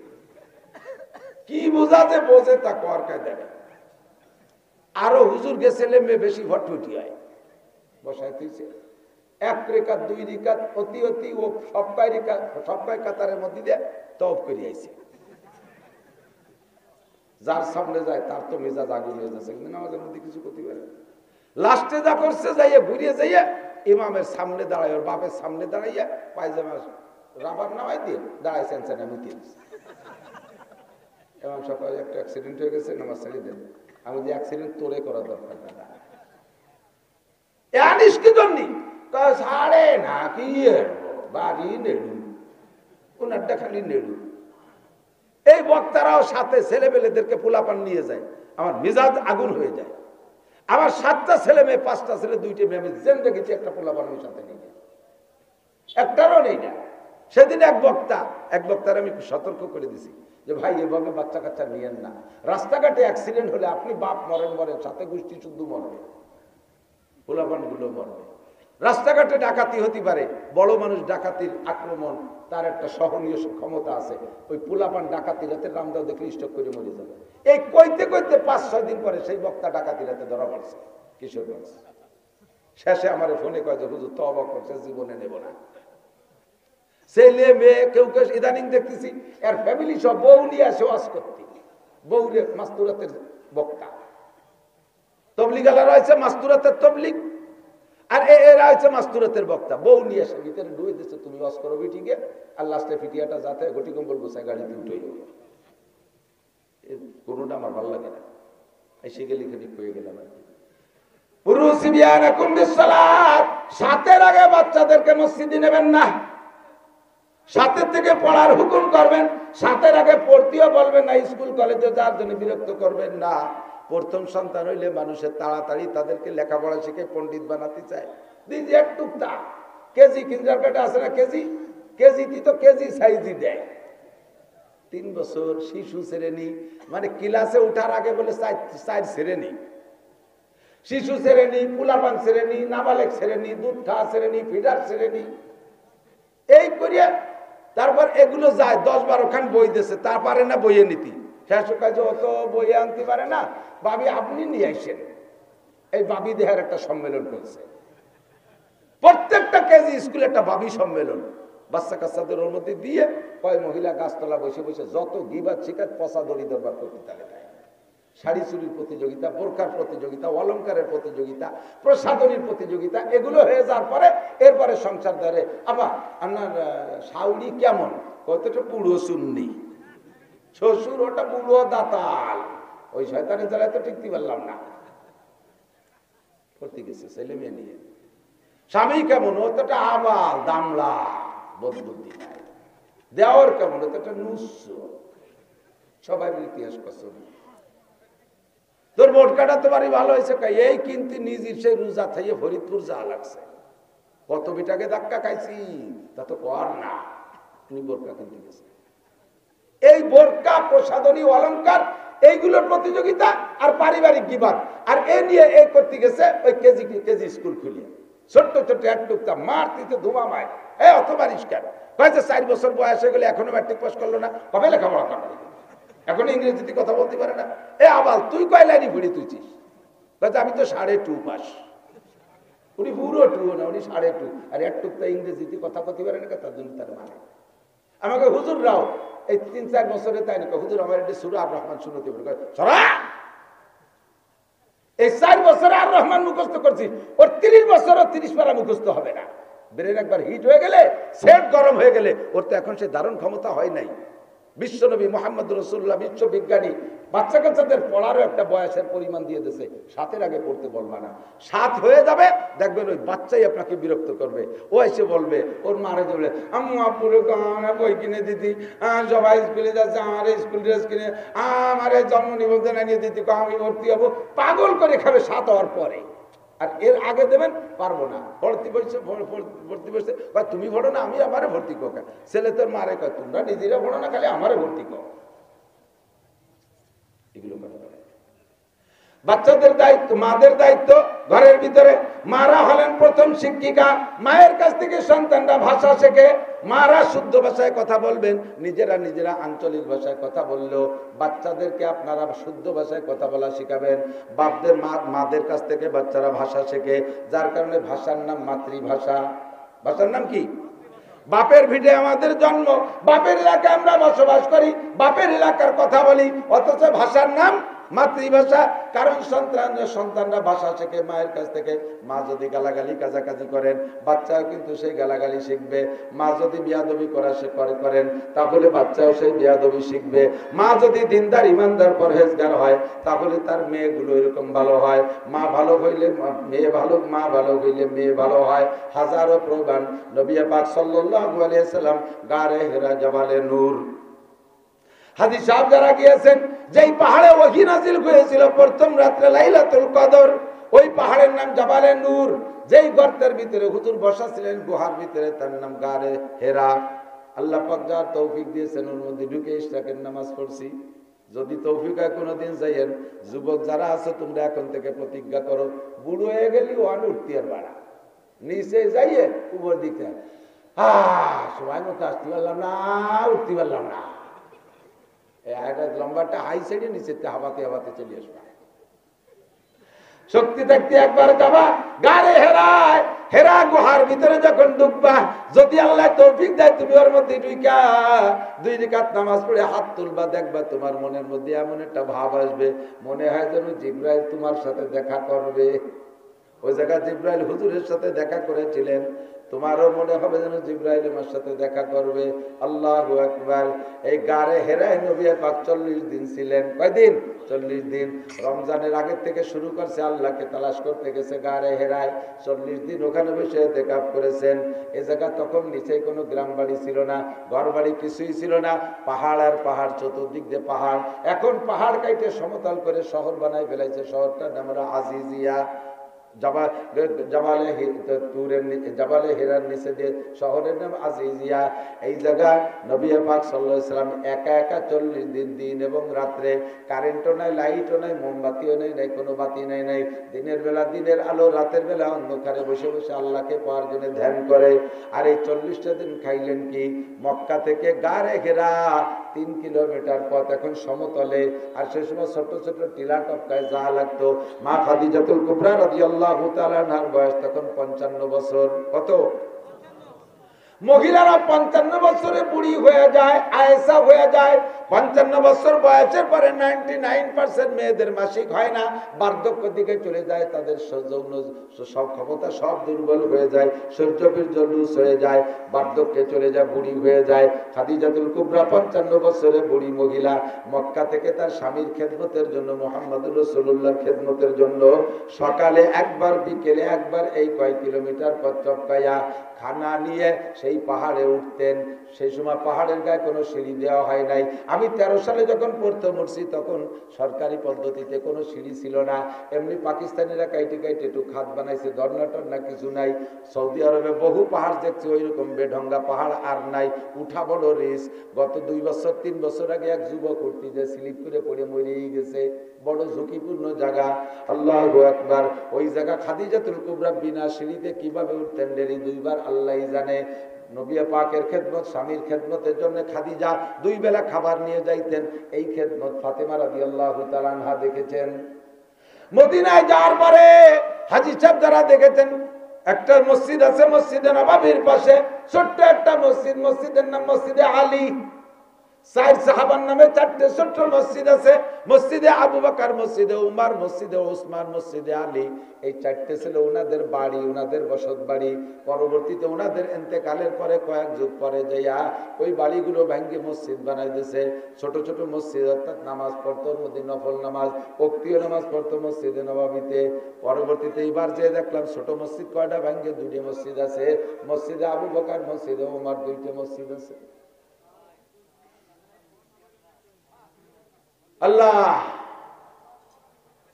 হযরত মসজিদে আলী যে জায়গা, ওই জায়গা হযরত আলীর বাড়ি। হযরত আলী রাদিয়াল্লাহু তাআলা আনহু আর ফাতেমা রাদিয়াল্লাহু তাআলা আনহা রাতের বেলায় স্বামী স্ত্রী শুয়ে আছে। গভীর রাতে ঘুমের ভিতরে হযরত আলী ফাতেমাকে বলছে, ইয়া ফাতেমা তুজিনি বিল মা, ফাতেমারে একটু পানি পান করাও। এটা কি স্বপ্নে বলছে না সজাগ হয়ে বলছে তা ফাতেমা ট্রাই করে নাই। পানি দাও, পানি খাবো, এই শব্দ পাইয়া ফাতেমা ঘুম থেকে উঠে যাইয়া দৌড়ে গিয়ে পানি নিয়ে আসছে। পানি এনে দেখে, গ্লাসে পানি এনে দেখে স্বামী আলী ঘুমিয়ে আছে। চিন্তার মধ্যে পড়ে গেলে, আমি যদি এনাকে এখন ঘুম ভাঙ্গাইয়া পানি পান করাই, সারাদিন পরিশ্রম করছে, পরিশ্রান্ত ক্লান্ত মানুষ, কাঁচা ঘুম ভাঙ্গায় পানি পান করাইলে ঘুমের ক্ষতি হবে, শরীরে কষ্ট হবে। কাজেই কি করব, সজাগ করব কি করব না। আবার যদি আমারও ঘুম আসছে, আমি যদি গিলাস রাইখে দিয়ে ঘুমাইয়া যাই, পুনরায় পানি চাইলে দিতে পারি কি পারি না। এই দ্বিমুখী সমস্যার ভিতরে পড়ে যে উনি এবার চিন্তা করলেন যে না, তাহলে ঘুমও ভাঙাবো না আর আমিও ঘুমাবো না। পানির গিলাস হাতে নিয়া সারা রাত মাথার কাছে দাঁড়িয়ে আছে, এক পলক আর ঘুমায় নাই, বিছানায় পিঠ দেয় নাই। ফজরের সময় যখন বিলাল আজান দিয়েছে, বিলালের আজানের আওয়াজ হযরত আলীর কানে গেলে আলী ঘুম থেকে উঠছে, ফাতেমা আলীকে এখনো পর্যন্ত ডাকেন নাই। ঘুম থেকে উঠে দেখে বাম পাশে ফাতেমা নাই, সজাগ হয়ে চোখ খুলে দেখে মাথার কাছে দাঁড়িয়ে আছে ফাতেমা, হাতে এক গিলাস পানি। দম করে উঠে বলে, ও ফাতেমা, খবর কি? ফামা বালুকে, তোমার খবর কি? পানি হাতে দাঁড়িয়েছো কেন? পানি খাবা? কয়, কেন আপনি ভুলে গেছেন গভীর রাত্রে আপনি পানি চেয়েছিলেন, গভীর রাত্রে পানি চেয়েছিলেন। আমি সেই সময় উঠে গিয়ে পানি আনছি, তারপরে এসে দেখি আপনি ঘুমিয়ে আছেন, আপনাকে আর ঘুম ভাঙ্গাইনি, কষ্ট পাবেন এজন্য। আর আমিও পানি রেখে ঘুমাই নাই, পুনরায় যদি পানি চান তাহলে দিতে না পারলে আপনার কষ্ট হবে। ওগো আমার মহব্বতের স্বামী, আমার প্রিয় স্বামী, আমি আপনার জন্য পানি হাতে নিয়ে ফজর পর্যন্ত দাঁড়িয়ে আছি। হযরত আলী উঠে ভয়তে থরথর করে কাঁপতেছে, ফাতেমা সর্বনাশ করেছে, তুমি আমার কাছে ওয়াদা করো আজকে যে ঘটনাটা ঘটে গেছে এইটা তুমি জীবনে কোনোদিন তোমার আব্বাজির কাছে বলতে পারবা না। ফাতেমা কয়, বললি বা কি, আর আমার বলারই বা কি আছে? আপনি এই খেদমত আমার কাছে পাবেন তাই আমি করলাম, এই খেদমতের কথা আমি আব্বার কাছে বলবো কেন? এটা তো আপনার আমার কাছে আপনার পাওনা। আমি আমার মাকে দেখেছি ডেলি 2 বার মক্কা থেকে গাড়ে হেরায় যে আমার আব্বাজিকে খানা খাওয়াইতেন, আমার আব্বাজিকে খানা খাওয়াইতেন। আমি তো সেখান থেকে শিক্ষা পেয়েছি, আপনার জন্য তো আমার অত পরিশ্রম করা লাগে নাই, মাত্র একটা রাত 1 গ্লাস পানি নিয়ে দাঁড়িয়ে আছি, এই খবর বাপের কাছে বলার কি আছে? আর যদি বলি বা তাতে বা আপনার লজ্জার কি আছে? হযরত আলী বলেন, ফাতেমা তোমার সম্মান অনেক বেশি, সাইয়্যিদা সুবহানিল জান্নাহ, তোমার 2টি সন্তান হাসান আর হুসাইন জান্নাতি যুবকদের লিডার, কন্যা সুবহানাল্লাহ। তোমার 2টি সন্তান জান্নাতি যুবকদের নেতা হবে, তুমি জান্নাতি যুবকদের মা। ও ফাতেমা, তুমি খাতামুল আম্বিয়িন, খাতামুন নবিয়্যিন, মুহাম্মদুর রাসূলুল্লাহ, আশরাফুল আম্বিয়া ওয়াল মুরসালিন মুহাম্মদুর রাসূলুল্লাহ কলিজার টুকরা সন্তান। তোমারে আমি সারাটা রাত স্ত্রী হিসেবে এইভাবে কষ্ট দিয়েছি, এই কথা নবী শুনলে অন্তরে কষ্ট পাবে। তোমার মা নাই, তুমি এতিমা, এই কথা শুনলে নবী পাক কষ্ট পাবে। তুমি আমার কাছে ওয়াদা করো জীবনে কোনোদিন তোমার আব্বার কাছে এই খবর বলবে কিনা? ফাতেমা কয়, বললে দোষ কি? তবুও যেহেতু আপনি ইতস্তত বোধ করছেন, আমি হাতে হাত রেখে ওয়াদা করি জীবনে কোনোদিন আব্বার কাছে বলবো না। হযরত আলী স্ত্রীর এই প্রতিশ্রুতিতে উনি ইতমিনান হইয়া, নিরাপদ হইয়া সঙ্গে সঙ্গে দোয়া করেন, আল্লাহুম্মা জাআলহা, আল্লাহুম্মা জাআলহা সাইয়্যিদাতান নিসাই আহলিল জান্নাহ, আল্লাহ তুমি আমার ফাতেমারে জান্নাতি নারীদের নেত্রী বানাই দিও। কন্যা আল্লাহুম্মা আমিন। হযরত আলী দোয়া করে মসজিদে চলে গেছে নামাজ পড়তে। ওদিকে যদিও ফাতেমা ওয়াদা করছে বলবে না, কিন্তু আলীর মধ্যে প্যালপিটেশন করতেছে, আলীর মধ্যে প্যালপিটেশন করতেছে, আল্লাহ, আরে ফাতেমা তো কবে না, কিন্তু যদি আল্লাহ কয়ে দেয় নবীরে, তালি কি এর বাণী? লোক বেশি যে কজন বেশি গেছে চলে যাবে, তা একটু আগাই দেবে। আর আগে সবাই বয়স শেষ, আর 2 মিনিট আছে আমার দিক থেকে। আল্লাহু আকবার।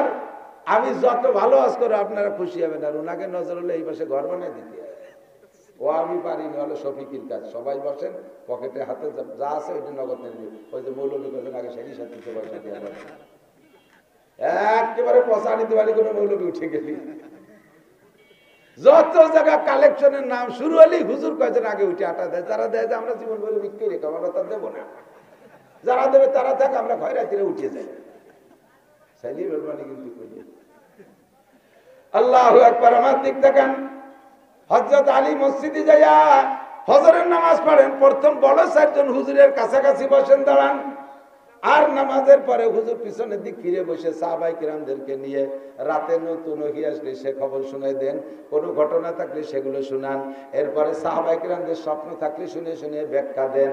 এই জন্য পিছনের দিক ফিরে বসে, আলীও বসে। আজকে আর আলী দেরি করে নাই, হুজুর পিছনের দিক ফিরার সাথে সাথে সালাম ফিরে আলী চট করে বাসায় চলে গেছে। না জানি রাতের খবর যদি জিবরাইল এসে কয়ে দেয়, তাহলে হুজুর এই মানুষের মধ্যে আমার অ্যাটাক করলে কি জবাব দেব?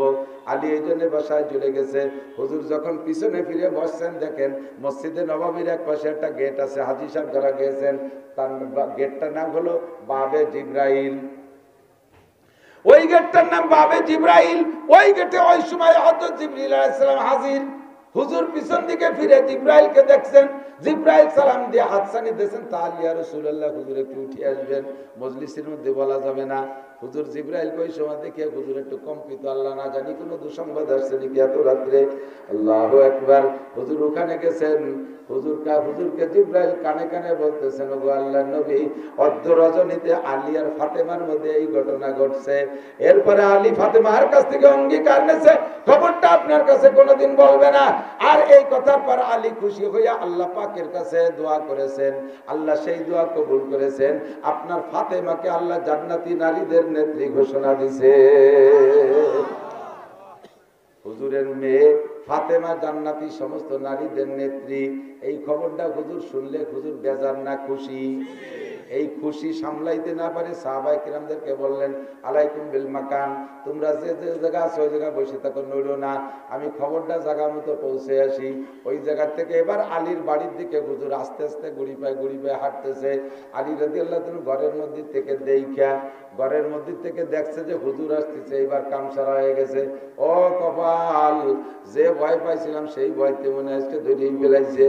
এবার আলী ঘরের পিছনে যে দাঁড়াইছে, নবী পাক দরজার চৌকাঠ ধরে দরজার পর্দার বাইরে থেকে বলতেছে সালাম দিয়ে, আফিল বাইতে আলী, ও মা ফাতেমা, আলী কি ঘরে আছে নাকি? ফাতেমা বলতেছে, না আব্বা জান একটু আগে বেরোয় গেছে। মা তাহলে তুমি একটু দরজার কাছে আসো। ফাতেমা দরজার কাছে আসলে নবী পাক বলছেন, জিজ্ঞেস করছেন, ও মা, গত রাত্রে তোমাদের দুইজনের মধ্যে কি জয় ঝামেলা, কি যে কি হয়েছে? আলী তো ওই বাসাতে শুনতেছে, ভয়তে থরথর করে কাঁদতেছে, ও আল্লাহ, যা ভাবছিলাম তাই দিয়ে গেল। ফাতেমা কয়, আব্বা জান কি ব্যাপার, কি? কয়, গত রাত্রে আজকে রাত্রে তুমি আর আলীর মধ্যে কি ঘটনা ঘটছে একটু কও। এবার হযরত ফাতেমা বলতেছেন, আব্বা জান ওই ঘটনা বলার আগে একটা ফতোয়া দেন। কি ফতোয়া? একটা বিষয় আব্বা জানতে চায়, স্বামী নিষেধ করে, আব্বা অর্ডার করে, স্বামী নিষেধ করে, এই জায়গায় কি আব্বার কথা শোনা ওয়াজিব না স্বামীর কথা? হযরত নবী পাক জবাব দিলেন, স্বামীর কথা শোনা ওয়াজিব, বাপের কথা শোনা ওয়াজিব না। ফাতেমা বললেন, তাহলে আব্বা আমি বলতে পারবো না, আমি আমার স্বামীর কাছে ওয়াদা করেছি রাতের খবর জীবনে আপনার কাছে বলবো না। নবী পাক বলেন, মা তোমার বলা লাগবে না, সব কিছু আল্লাহ পাক রব্বুল আলামিন আমারে জানায় দিয়েছে। মা ইয়ানতিকু আনিল হাওয়া ইন হুয়া ইল্লা ওয়াহয়ুন ইউহা আল্লামাহু শাদীদুল কুওয়া। আরশে আজিমের মালিক রাতের সব খবর আমারে জানায় দিয়েছে। ও মা, তুমি আমার আলীরে এমন খেদমত করেছো, আর আলী খুশি হইয়া তোমার জন্য দোয়া করেছে, ওই দোয়া আল্লাহ কবুল করে তোমাকে জান্নাতি নারীদের নেত্রী বানাই দিয়েছে। আমার বাপ ও ভাইরা একটু সাক্ষী দেন, হযরত ফাতেমা জান্নাতি নারীদের নেত্রী হয়েছে কি বাপ মুহাম্মদুর রাসূলুল্লাহর দোয়ায় না স্বামীর দোয়ায়? কার দোয়ায়? এই জন্য শরীয়তের মাসালা, কোন স্বামী যদি স্ত্রীকে বলে তোমার বাপ মরে গেলেও যাইতে পারবা না, তোমার মা মরে গেলেও যাইতে পারবা না, তাহলে যাইতে পারবে না। বাপ মারা গেছে যাইতে পারবা না, স্বামী কি বলা হয়, মা মারা গেছে যাইতে পারবা না, তোমার ভাই বোন মারা গেছে যাইতে পারবা না। স্বামী যদি নিষেধ করে যাইতে পারবে না। কিন্তু আমাদের দেশে মশলা উল্টে গেছে, এই চকের ওই পাশে একজন মরে গেছে, চক সিরিয়ে পিএস ভাঙ্গিয়ে উড়াকান্দির বিটিকে মতো দৌড়িতে তালে তা বিটিরা দলে দলে যায় না, দেন না, যাইয়ে সেই বাড়ি যায়, সেই বিটারে দেখবে ইনি তোমার কি হয়, কিছু হয় না, সবাই আইছে তাই আইছি। সে তালে তালে কান্দে, তুই কান্দিস কে? সবাই কান্দে তাই কান্দি, কি বিয়ান বিনি কান্দা, ওনারা সেই জায়গা কান্তি ডাকছে। মানুষ মারা গেলে এভাবে দলে দলে যায়, স্বামী নিষেধ করলে কোথাও যাইতে পারবে না।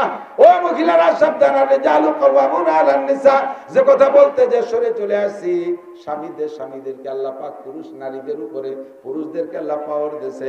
পুরুষদের কাজ এক জায়গা, মহিলাদের কাজ আর আলাদা জায়গা। মহিলারা ঘর সামলাবে, সন্তানদেরকে গঠন করার দায়িত্ব হলো মহিলাদের। মা যদি হয় এরকম, মেয়ে হয় ফাতেমার মতো, কথা কন, মা যদি হয় খাদিজার মতো, মেয়ে হয় ফাতেমার মতো। মা যদি হয় শামসুল হক ফরিদপুরীর মায়ের মতো, সন্তানটা হয় শামসুল হক ফরিদপুরী। মা যদি হয় হাফেজজির মার মতো, সন্তানটা হয় মুহাম্মদুল্লাহ হাফেজজি।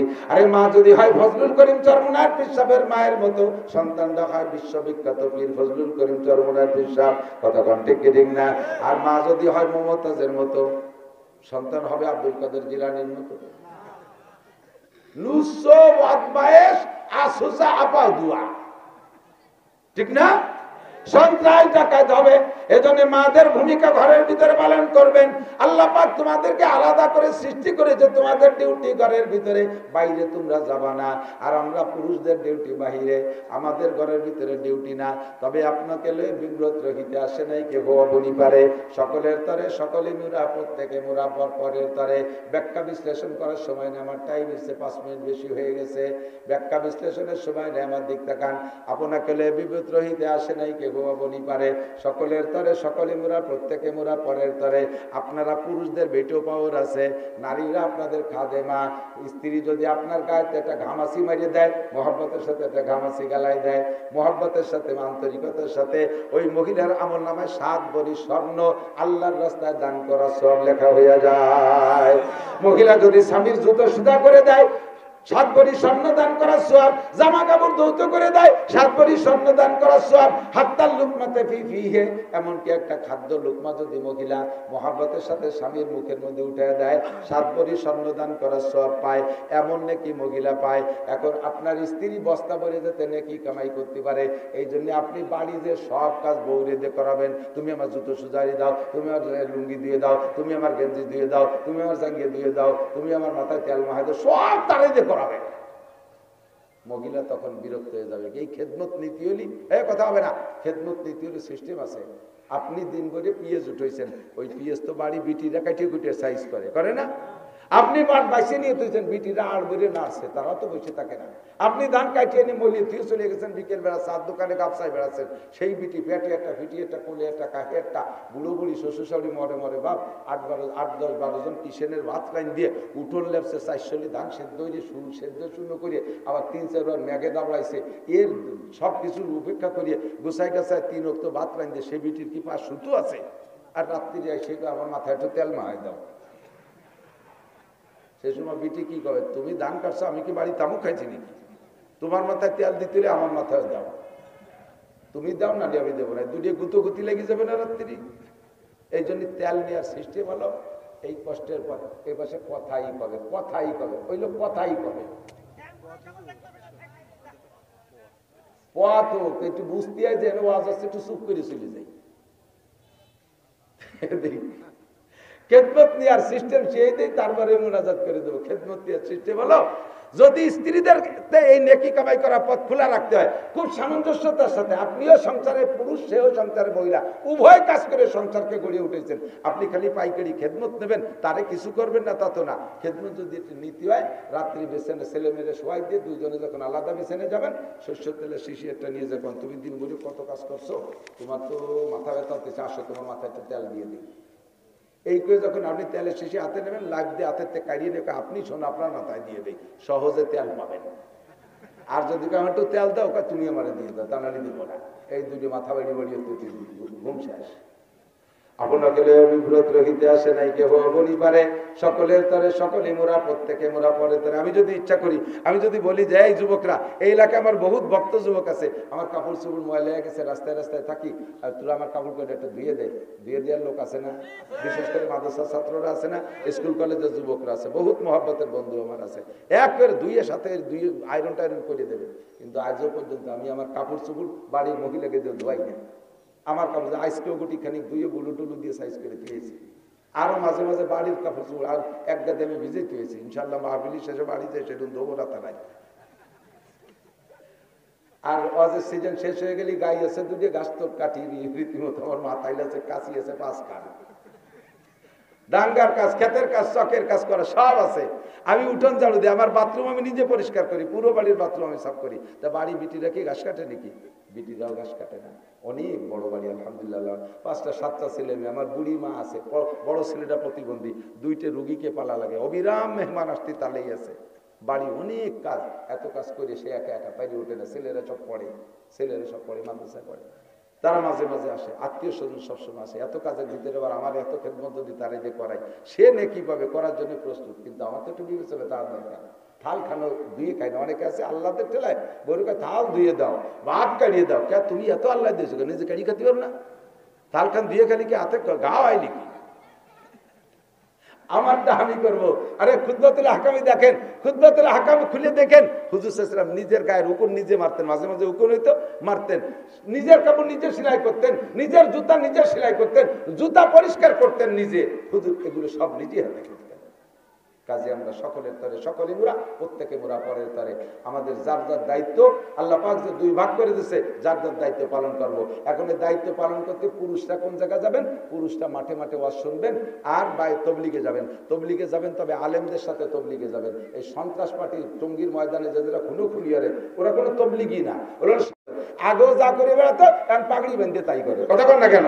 আগেও যা করতে এখনো তাই করে। এদানি কি হচ্ছে জানেন? বিদেশি মেহমান আইছে ইস্তেমায়, এই 7 পার্টি একজনে যাইয়ে সে 4 মধ্যে 20 দিয়ে দিছে। ফেসবুক দেখো, যুবকরা তোরা ফেসবুক দেখো, দেখো তার মধ্যে আসছে ছবি সহজে, সেই তুলাতে ধরছে, একেবারে তারে চা খায় ছেড়ে দিয়েছে, 20 দিয়েছে কায়দা মতো দিয়া। আর তবলিগি যাবেন, আলেমদের সাথে তবলিগি যাবেন যদি কিছু শিখতে চান। সময় নাই বলতে পারলাম না। আলেমদের সাথে তবলিগি গেলে লাভটা কোথায়? আল্লাহ পাক কবুল করুন, বলেন আমিন। আর মেয়েদের জন্য বাড়ির ভিতরে ফাজাইল আমাল, তবলিগি রিসাব, মুনতাখাব হাদিস, তারপরে আহকামে জিন্দেগি, বাংলা বেহেশতিজোর বাধ্যতামূলক এই তালিমগুলো করান। তাহলে মেয়েরা শিখবে, তাদের দায়িত্ব তারা পালন করবে। এপাশে মাদ্রাসার জন্য আপনারা প্রত্যেকে বিসমিল্লাহ কইয়া নগদ পকেটে যা আছে একটু সহযোগিতা। ছোট মাদ্রাসা দেখেন, আমি ভিতরে ঢুকে আমার পড়ান করতে মায়া লাগতেছে। সে মোহতাম সাহেবের বিছনার চাদরটাও ধুতি সময় পাইনি, দৌড়োদৌড়ি ঠেলে, বালিশটাও সে কোনো বাড়ি হয়ে গেছে। এত ব্যস্ত একা মানুষ কি হলো, ছোট মাদ্রাসা দৌড়ে চাতে পারে না। আপনারা একটু সহযোগিতা করবেন সবাই মিলে। ছাত্ররা এখনই ভিতরে যাবে। ছাত্ররা কি ও সরওয়ার মাতুব্বার নতুন পদপ্রার্থী, আর কেউ চেয়ারম্যান প্রার্থী?